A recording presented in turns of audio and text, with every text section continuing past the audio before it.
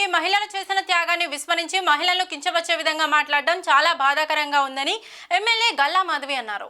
KVP కాలనీలో 50 లక్షల రూపాయలతో నిర్మించబోయే సీసీ రోడ్లు డ్రైనేజీ నిర్మాణానికి ఆమె శంకుస్థాపన చేశారు.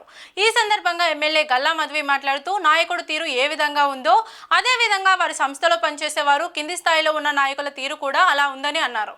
అసభ్య పదజాలమే కాకుండా మహిళల పట్ల వాళ్ళు వ్యవహరించిన తీరును గత ప్రభుత్వ హయాంలో మనం చూశామని అన్నారు.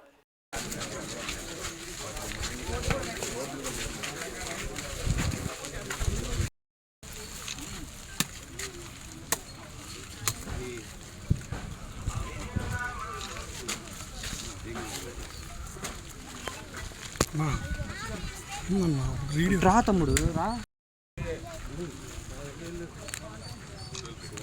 అన్న ఒకసారి నుంచి అన్న ఒకసారి అన్న అన్న ఒకసారి అన్న చూడండి.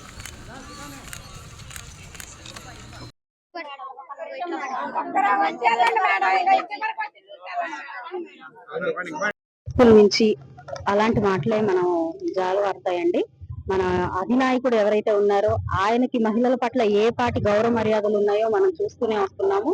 మరి దానికి సంబంధించిన పేపర్లు కానివ్వండి, మీడియా కానివ్వండి, కార్యకర్తలు కానివ్వండి, నాయకులు కానివ్వండి, ప్రతి ఒక్కళ్ళు కూడా నాయకుడు ఎలాగ ఉన్నాడో వాళ్ళ యొక్క కింద ఉన్న ప్రతి సంస్థ మనిషి కూడా అదే విధంగా ఈ రోజు ప్రవర్తిస్తున్న తీరును మనం చూస్తున్నాము. ఇటు అసభ్య పదజాలమే కాకుండా అదే విధంగా మహిళల పట్ల వాళ్ళు ప్రవర్తించిన తీరును కూడా మనం గడిచిన 5 సంవత్సరాల్లో చూస్తున్నాం. ఇంకా బుద్ధి మార్చుకోకుండా అదే పరిస్థితిని కూడా మనం గమనిస్తున్నాము.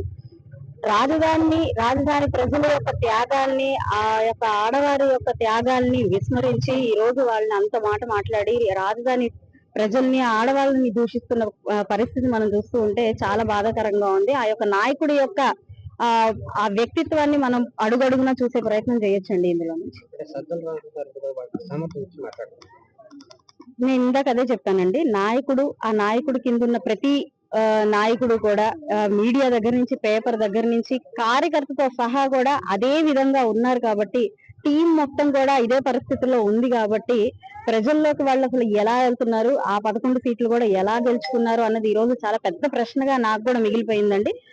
11 సీట్లు కూడా రాలేని ఒక వ్యక్తిత్వము ఒక నాయకుడికి ఆ 11 సీట్లు ఎలా వచ్చాయా అని ఈ రోజు మనం ప్రశ్నించుకోవాల్సిన ఒక తరుణం వాళ్ళు తీసుకొస్తున్నారు.